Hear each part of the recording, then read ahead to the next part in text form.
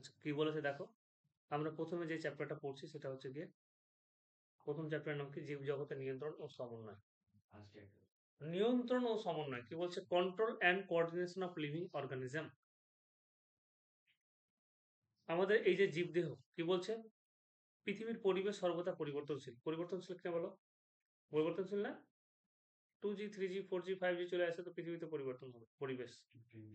এই পরিবর্তন এই পরিবর্তনশীলতাকে সঙ্গে নিয়ে জড়জগৎ এবং জীবজগতের মধ্যে গড়ে উঠেছে সমন্বয় সাধন।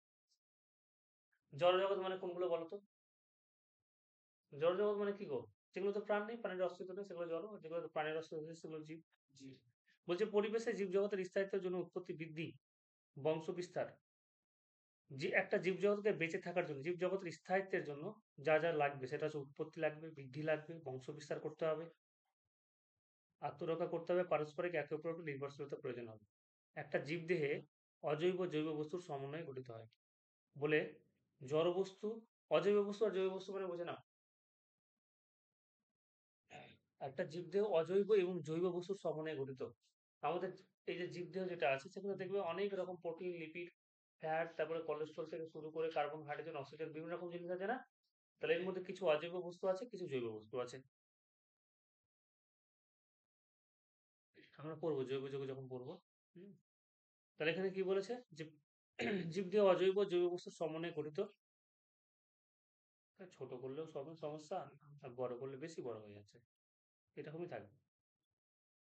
জীবদেহ অজৈব জৈব বস্তুর সমন্বয়ে গঠিত বলে জড়বস্তু সমূহের ঐক্যবোধ ও বিশেষ ভৌত রাসায়নিক সমন্বয়ের মাধ্যমে তারা বহিঃপ্রকাশ ঘটে।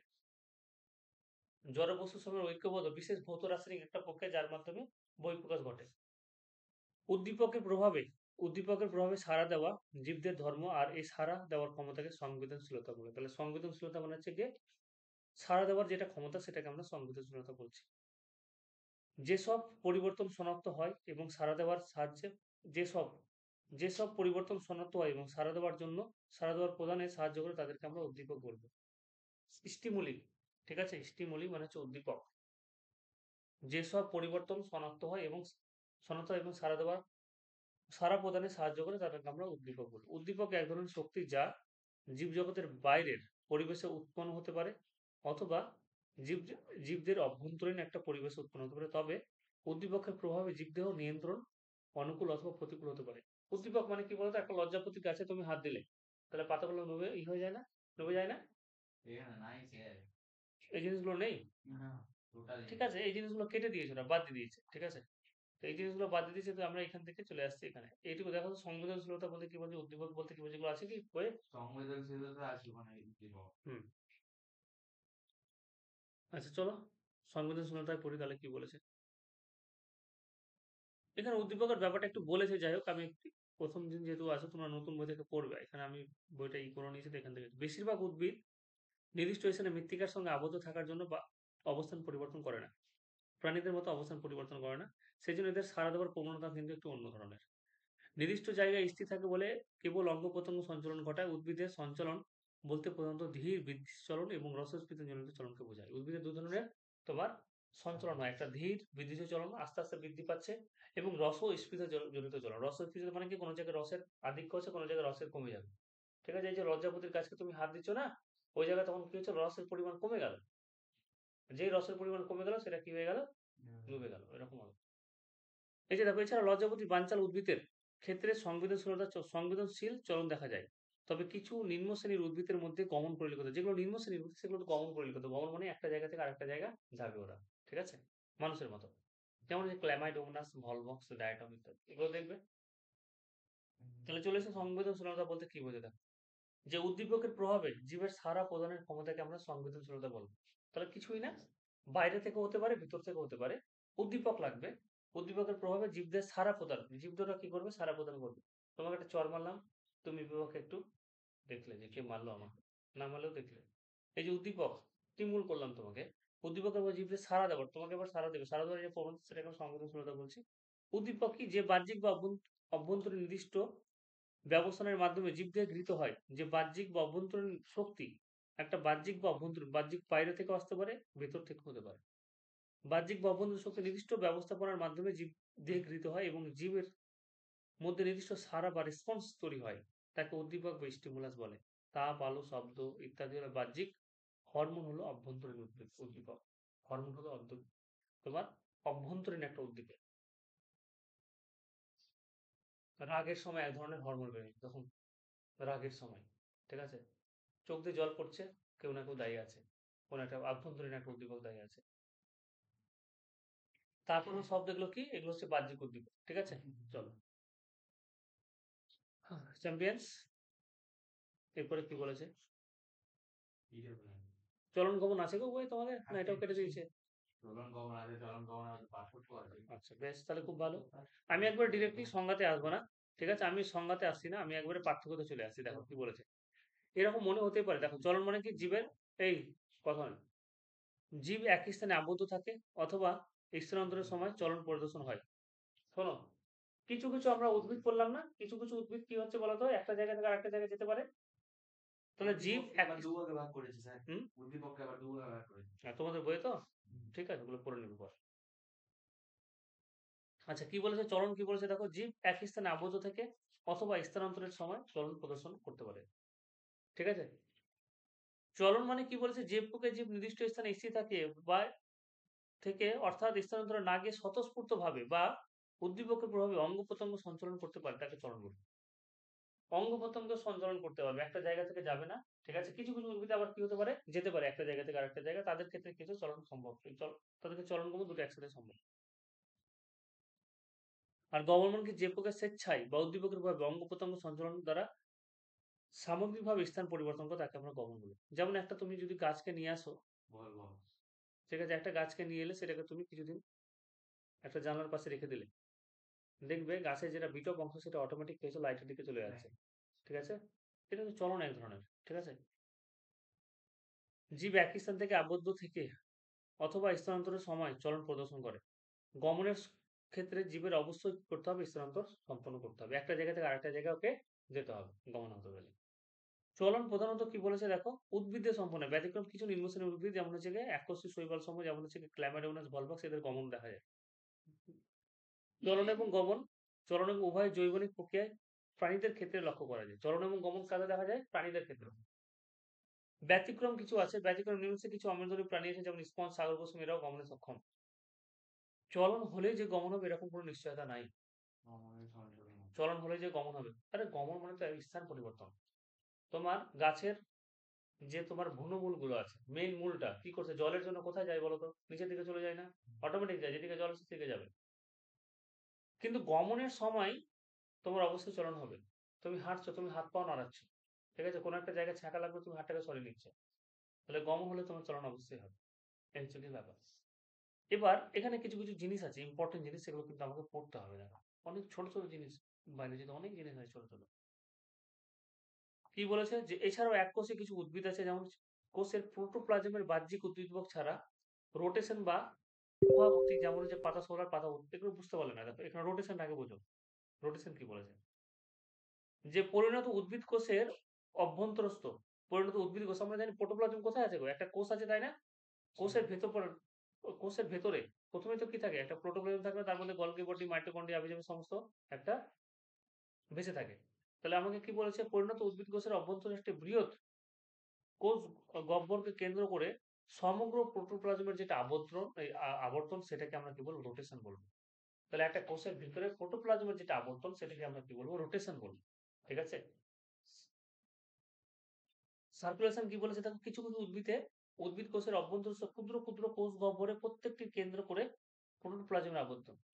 তাহলে কোষের ভেতরে দেখ, কোষের অভ্যন্তরে ক্ষুদ্র ক্ষুদ্র কোষ গহ্বরে প্রত্যেকটির কেন্দ্র করে, কোষ গহ্বরকে কেন্দ্র করে প্রোটোপ্লাজমের আবর্তন। আমরা জানি যে কোষের ভেতরে কি থাকে, কিছু কিছু ভ্যাকুয়াল থাকে না মাঝে মধ্যে, আর এই যে প্রোটোপ্লাজমটা থাকে, এটা কি করছে, এটাকে আবর্তন করছে এটার পাশে, এই যে ভ্যাকুয়ালটার পাশে আবর্তন করছে, এটাকে আমরা কি বলবো, সার্কুলেশন বলবো। আর রোটেশন মানে হচ্ছে উদ্ভিদ কোষের অভ্যন্তরস্থ একটি বৃহৎ কোষ গহ্বরকে, কারণ কোষ গহ্বর দুটো জায়গা দেখতে পাওয়া যায়, উদ্ভিদ কোষে দেখতে পাওয়া যায়, উদ্ভিদ কোষে বড় বড় কোষ গহ্বর থাকে, থাকে না, তোমরা পড়েছো। তাহলে বৃহৎ কোষ গহ্বরকে কেন্দ্র করে সমগ্র প্রোটোপ্লাজমের যখন আবর্তন, সেটাকে বৃহৎ কোষ গহ্বর মানে, এটা যদি কোষ হয় তাহলে এটা হচ্ছে কয়েকটা ধরনের একটা কোষ গহ্বর আছে। তাই যে প্রোটোপ্লাজম যেটা আছে, এটা এর ভিতরে যেটা আবর্তন, তাহলে সেটাকে আমরা কি বলবো? রোটেশন। আর কিছু কিছু উদ্ভিদ কোষের অভ্যন্তরস্থ ক্ষুদ্র ক্ষুদ্র কোষ গহ্বরের প্রত্যেকটিকে কেন্দ্র করে যখন আবর্তন, সেটাকে আমরা কি বলবো? সার্কুলেশন। তাহলে সার্কুলেশনে ক্ষুদ্র ক্ষুদ্র কোষ গহ্বর আসবে, কিন্তু রোটেশনে কি আসবে? বড় কোষ গহ্বর আসবে। ঠিক আছে চ্যাম্পিয়ন্স? এবার এই জিনিসটা এখানে ভালো করে বুঝো কি বলতে চাইছে ওরা।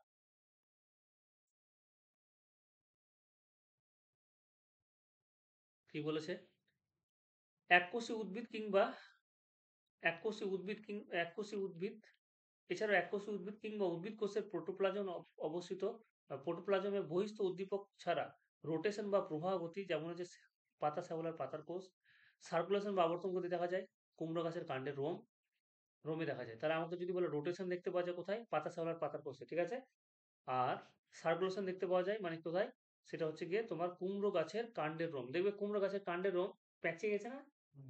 একবারে প্যাঁচিয়ে আকর্ষিত, যেটা সামনের দিকে থাকে কাণ্ডের রোম গুলো। তাহলে এটার মধ্যে সার্কুলেশন বা আবর্তন গতি আছে। কিছু কিছু উদ্ভিদে, যেমন হচ্ছে ক্ল্যামাডিউলাস ভলভস ইত্যাদি, চলরেণু ইত্যাদি, গ্যামেট জননকোষ, সিলিয়া সঞ্চালনের দ্বারা স্থান পরিবর্তন করে। ঠিক আছে? কিছু কিছু উদ্ভিদে, যেমন ক্ল্যামাডিউলাস ভলভস, সেটা আমরা নিম্নশ্রেণীর উদ্ভিদ বললাম, এটা তো গমন করে, গমনের সক্ষম এদের। চলরেণু কি বলেছে? গ্যামেট, এদের যেটা চলরেণু সেটা হচ্ছে গ্যামেট জননকোষ, সিলিয়া সঞ্চালনের দ্বারা স্থান পরিবর্তন করে। আচ্ছা যাক, রোটেশন এবং সার্কুলেশন আমরা পড়লাম। এখানে খুব সুন্দরভাবে এটাকে ব্যাখ্যা করেছে, দেখো। এই যে লজ্জাপতি গাছ, কার বাড়িতে আছে গো লজ্জাপতি গাছ? বলছে লজ্জাপতি লতার পাতা স্পর্শ করা মাত্রই পাতা মধ্যস্থ রথস্ফীতি চাপ কমে যাওয়ায় পত্রগুলি কি হয়েছে? নুয়ে যায়। লজ্জাপতি লতার পাতা স্পর্শ করা মাত্রই পাতা মধ্যস্থ রসস্ফীতি চাপ কমে যাওয়ায়, প্রথমে রস ছিল, রসের একটা চাপ ছিল, যে তুমি ওখান থেকে স্পর্শ করলে রসস্ফীতি চাপ কমে গেল, রসটা ওখান থেকে সরে গেল, রসস্ফীতি চাপ কমে যাওয়ায় পাতাগুলো নুয়ে পড়ে, যেটাকে আমরা সিসকোনাস্টি চলন বলি। এটা একটা চলনের মধ্যে পড়ছে। ঠিক আছে? এর নামটা মনে রাখবো, সিসকোনাস্টি চলন। আবার বানচাল উদ্ভিদের একটা একটা উদ্ভিদ, ঠিক আছে, এর নামটা লেখা আছে, দেখো কি আছে গো? ডেসমো। ডেসমো কি আছে গো?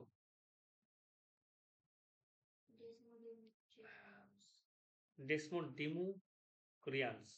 ডিমোগ্রিয়ান্স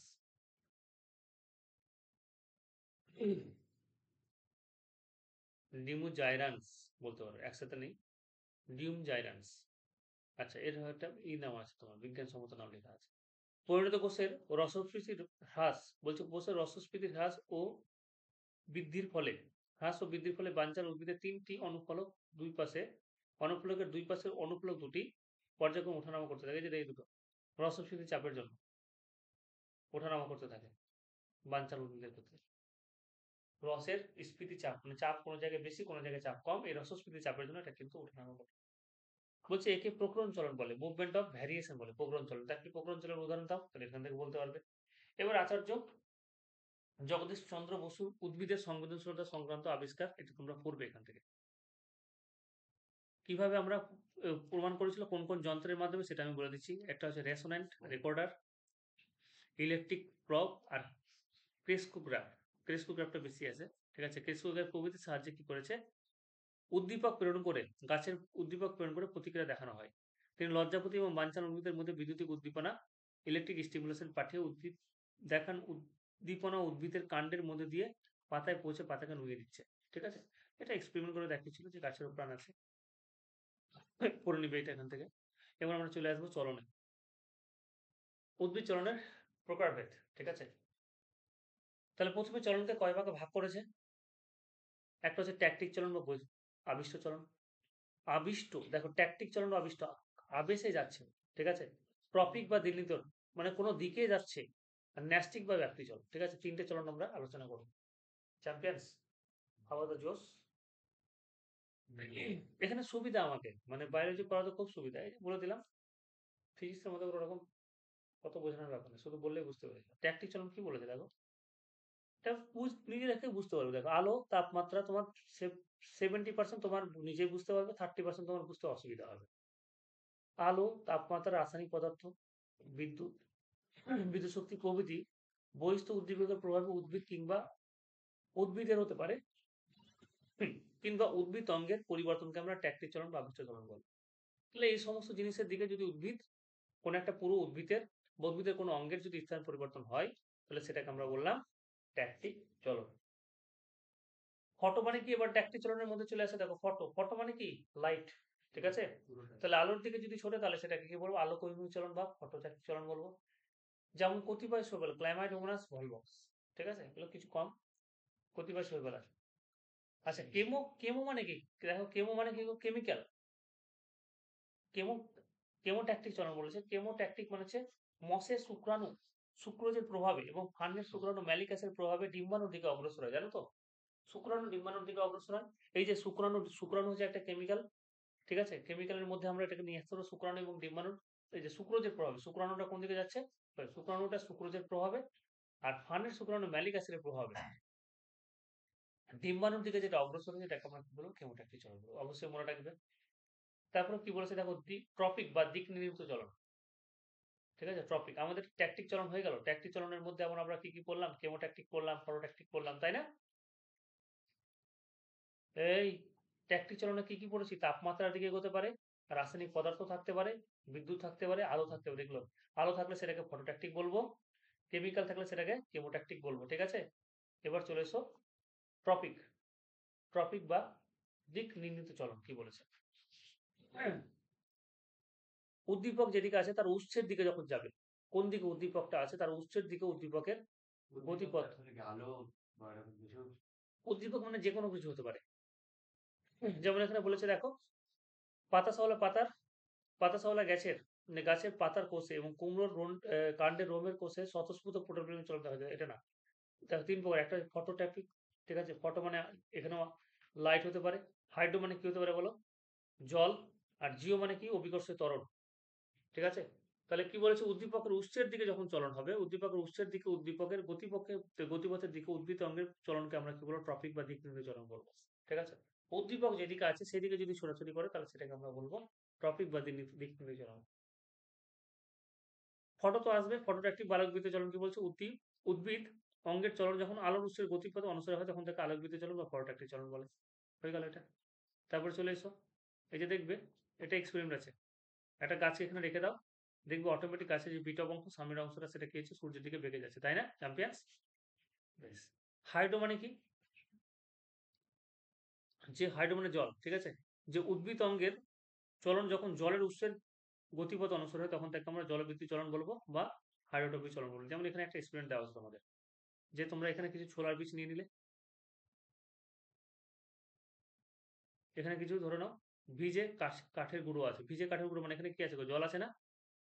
ভিজে কাঠের গুঁড়ো আছে মানে এগুলোতে কি আছে? জল আছে। তো প্রথমে মূলটা কিন্তু, যেটা ভ্রূণ মূল, মেন মূলটা তোমার, সেটা নিচের দিকে এলো। এবার জলের জন্য না, আবার কি হচ্ছে? আস্তে আস্তে বেঁকে গেল উপরে, কারণ নিচে জল পাচ্ছে না, উপর দিকে চলে গেল, কারণ কাঠে জল আছে, তাই কিনা বলো? তাহলে এখানে কি বলছে? উদ্ভিদ অঙ্গের চলন যখন কি হচ্ছে? জলের উৎসের দিকে হচ্ছে, তখন তাকে আমরা জলবৃত্তি বা জলবর্তী বা হাইড্রোটপিক চলন বলবো। একটু দেখে নিবো। অনুকূল জলবর্তী মানে কি? জলের দিকে ছোটা। আর প্রতিকূল মানে কি? জলের বিপরীত দিকে ছোটা। দেখো কি বলেছে? উদ্ভিদের মূল সর্বদা জলের দিকে, উৎসের দিকে যায়, এটাকে আমরা অনুকূল জলবর্তী বলবো। কিন্তু অপরপক্ষে কাণ্ড সর্বদা জলের বিপরীত দিকে যাচ্ছে না, এটাকে আমরা প্রতিকূল জলবর্তী বলবো। হ্যাঁ। জিও মানে দেখে নাও কি বলেছে? উদ্ভিদের অঙ্গের চলন যখন হচ্ছে, যখন মধ্যাকর্ষণ শক্তির প্রভাবে অভিকর্ষের গতিপথ অনুসারে হয়, তখন তাকে আমরা অভিকর্ষ ভিত্তি বা অভিকর্ষবর্তী জিওট্রপিক বলবো। মধ্যাকর্ষণ শক্তি আছে না, প্রত্যেকটা জিনিসকে পৃথিবী নিজের দিকে আকর্ষণ করছে। গাছ, এই যে বীজটাকে তুমি যেরকম ভাবে রেখে দেবে না কেন, আলটিমেট ফেস কিভাবে আসবে বলো? নিচের দিকে থাকবে, থাকবে না চ্যাম্পিয়ন্স? এই যে নিচের দিকে নামছে, তাহলে এটাকে জিওট্রপিক চলন বলবো।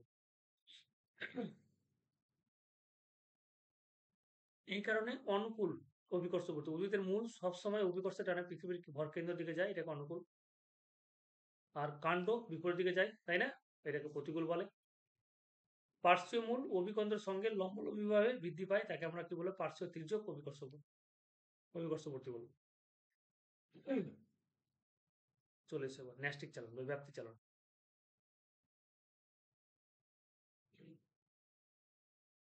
এখানে দেখো, সুন্দরী গাছের, এই যে দেখো, সুন্দরী গাছের শ্বাসমূল মাটির উপরের দিকে বৃদ্ধিপ্রাপ্ত হয়।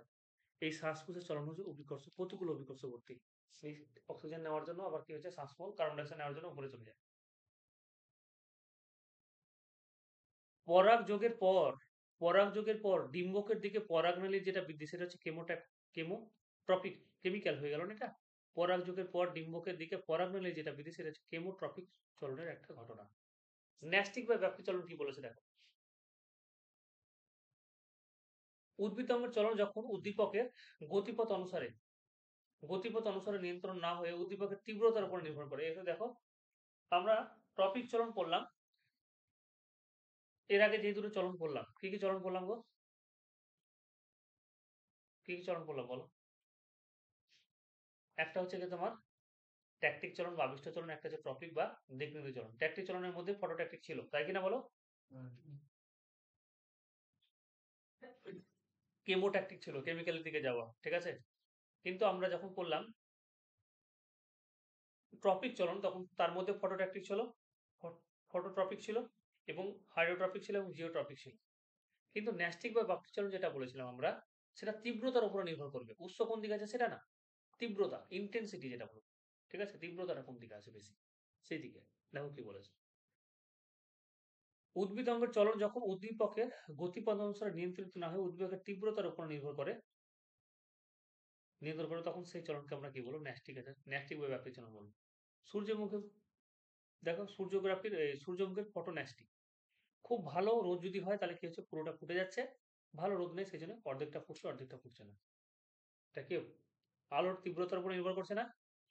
আলোর তীব্রতার উপর নির্ভর করবো না বলো, তাহলে এটাকে আমরা কি বললাম? ফটো ন্যাস্টি বললাম। দিয়েছে দেখো, উদ্ভিদ অঙ্গের সঞ্চালন যখন আলোর তীব্রতা দ্বারা নিয়ন্ত্রিত হয় যখন তাকে আমরা ফটোন্যাস্টিক বা আলোক ব্যাপ্তি চলন বলবো। যেমন পদ্ম সূর্যমুখী ফুল আলোর তীব্রতায় ফোটে আবার কম আলোতে বুঝে যায়। সন্ধ্যা মালতী জুঁই কম আলোকে ফোটে আবার বেশি আলোকে, অর্থাৎ দিনের বেলায় মুদে যায়। সূর্যমুখী ফুলের ওই মুখ আকাশে সূর্যের অবস্থানের উপর নির্ভর করে পরিবর্তন হয়। একে হেলিওট্রপিক বলে। ঠিক আছে, এটাও মনে রাখতে হবে। হেলিওট্রপিক বলতে কি বোঝো? হেলিওট্রপিক চলনকে ফটোট্রপিক চলনও বলা হয়। হেলিওট্রপিক আমরা ফটোট্রপিকের মধ্যে ধরে নেব। থার্মো মানে কি বলতো? টেম্পারেচার, ঠিক আছে চ্যাম্পিয়ন্স। থার্মো মানে হচ্ছে টেম্পারেচার। তাহলে এখানে কি বলেছে? হেলিওট্রপিক যেটা বলে নেগেটিভ ফটোগ্রাফি চলন যায়। হ্যাঁ বলতে পারো, বলতে পারো।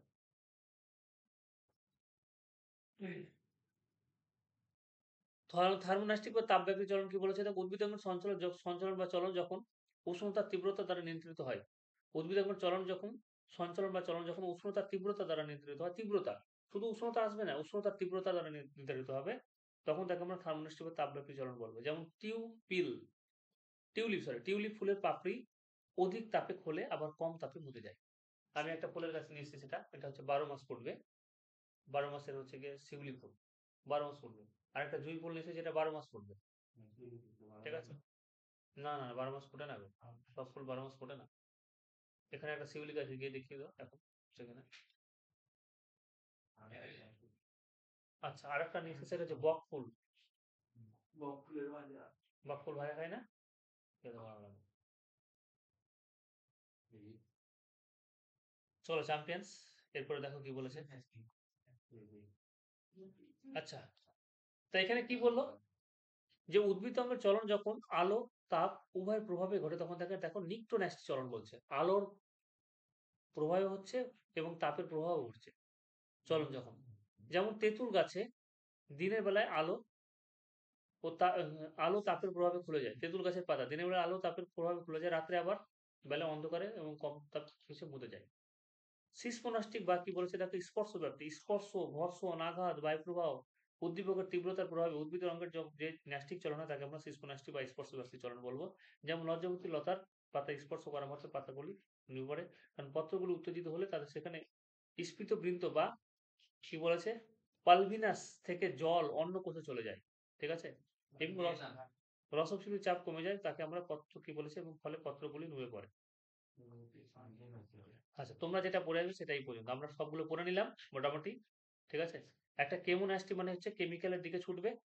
ঠিক আছে, কেমোন্যাস্টি মানে যেটা দেখে নাও লাস্ট হচ্ছে গিয়ে কেমোন্যাস্টিটা কি বলেছে, যে কোনো রাসায়নিক পদার্থ যেমন হচ্ছে প্রোটিন, ইথার, ক্লোরোফর্ম প্রভৃতির সংস্পর্শে উদ্ভিদ অঙ্গের যে সঞ্চালন করে তাকে আমরা কেমোন্যাস্টি চলন বলবো বা রসায়ন ব্যাপী চলন বলবো। যেমন সূর্য শিশির, পতঙ্গ বুক, ঠিক আছে, ও কেমিক্যাল পাওয়া মাত্র, কেমিক্যাল মানে কোনো রকম খাবার পেলো, ঠিক আছে?